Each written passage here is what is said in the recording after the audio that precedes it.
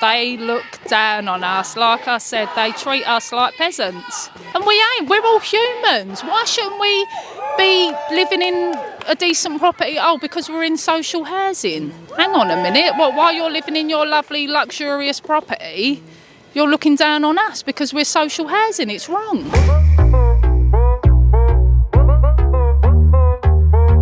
While Peabody tenants are paying rent to live in homes with persistent damp, mould and disrepair problems, the CEO of their housing association is earning £400,000 a year. But tenants aren't willing to accept these unfair terms. We came down to a protest organised by the London Renters Union, where Peabody tenants are demanding safe homes now. When it comes to disrepair, there's always a tone of blame, in a sense that residents are made to feel as though they're not keeping their properties clean enough, or they're not wiping things, or you should open a window, as we've been told.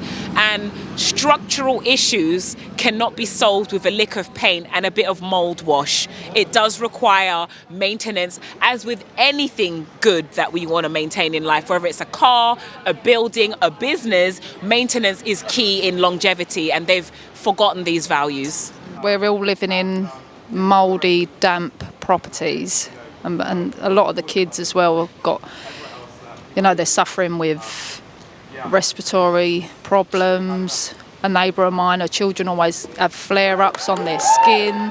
It's horrible. Everyone from across all of these estates, just, when Peabody talk to them, they kind of almost see them as like the scum of the earth. They don't want to engage, and they put in all these procedures so they're at as far arm's length as possible from anyone in decision-making power. And we've really fought tooth and nail. We've had to drag them through the media. We've dragged them through the courts. We had to hire no-win, no-fee lawyers. We've turned up at their offices. We've turned up at their meetings. And that's the only way we've been able to push them forward. But, all we want is safe, warm homes. Peabody dates back to 1862 and is one of the oldest housing associations in the UK. It was founded by an American banker, George Peabody, who was living in London and said his gift was designed to ameliorate the condition of the poor and needy of this great metropolis and to promote their comfort and happiness. The first estate was in Spitalfields, and the spread of the trust created homes in Islington, Poplar, Shadwell, Chelsea, Westminster, Bermondsey and Thamesmead. In the last 10 years, it has expanded and runs both Peabody and Galleons, and merged with Family Mosaic. Catalyst Housing was also made a subsidiary, a bigger housing provider, or company as some see it now, than George Peabody could ever have imagined. At the top sits Chief Executive Ian McDermott, whose £400,000 a year salary has been a bone of contention, while tenants complain of homes rotting with damp and mould.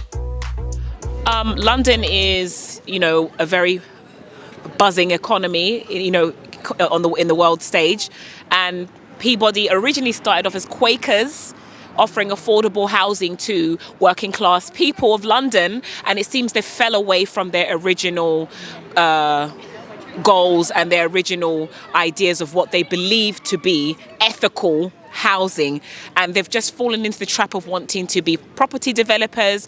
It's definitely profits over people, and they're not focusing on their core values anymore. They definitely want to make a quick buck. It seems they're more concerned now about shareholders rather than the working class Brits that make this country go forward. Just before lockdown, we kind of moved our daughter's wardrobe, and we found just black mould all the way down the side of it, and we didn't realise it was there. So we spent like a year trying to get Peabody to deal with it, and they dealt with it in a really ineffective way, which we didn't realise, because then the mould started coming through the plasterboard that they had put up there, and then that was lockdown. And so our daughter in that room, it was unsafe for her to be outside, but it was also unsafe for her to be inside as well. So the stress and kind of trauma that caused us is just replicated across the entire estate. All their money. They're making all their money. From the rent we can't afford. From the rent we can't afford. We know we're paying for their cars. We know we're paying for their cars. And holidays abroad. And holidays abroad. How do you feel knowing that the CEO, Ian, is earning $400,000 a year? Oh, I tell you, it makes me angry. I don't think, me personally, I don't think, and this is across the board, that there should be people sitting there with all that money and there's people suffering. You know what I mean? Especially children. We shouldn't have to live like that. In this day and age, no one should have to live like that. Yeah, absolutely. Oh, I hate it. Oh, it gives me the hump. Oh, Gives you the creeps, yeah. I tell ya. Oh. I'm representing Southeast Thames Mid. Our estate was built construction began in the 1950s and the first phase was completed in the early 60s. Unfortunately, due to a change of hands and the disbanding of the Greater London Council, the estate fell by the wayside and has experienced a lot of disrepair and antisocial behaviour over the years. Thames Med is now over 50 years old, heading towards 60, and it is an iconic estate. It has been in multiple commercials, it's been in multiple films, iconic ones such as Clockwork Orange.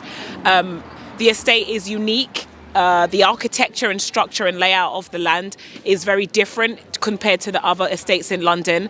It's a shame it's not being maintained by Peabody, and I would like to see the area preserved for the history of the building, for the fact that it appeared in so many cult classic films, and it's a beautiful piece of architecture when maintained. But unfortunately, due to years of neglect, there's disrepair, and one of the major issues is cracks in the structure, mould and damp, and outdated things like kitchens, boilers and bathrooms. And there's also issues of pests, so people have had rats, silverfish, slugs, there's cockroaches, there were bed bugs, all of these things. Also because Peabody, as a landlord, when people are reporting them, they don't effectively deal with them as well. And also there's a real issue with the bins and the refuge there. I also don't understand why the government themselves aren't building social housing. Don't understand why, they're not nationalising builders, to do this, which would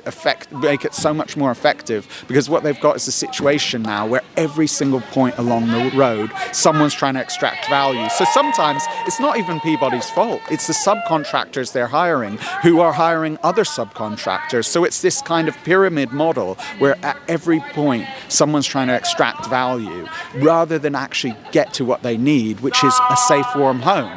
All they're trying to do is make as much money in their little job as possible, which isn't an effective way of building anything, let alone housing that's supposed to protect people.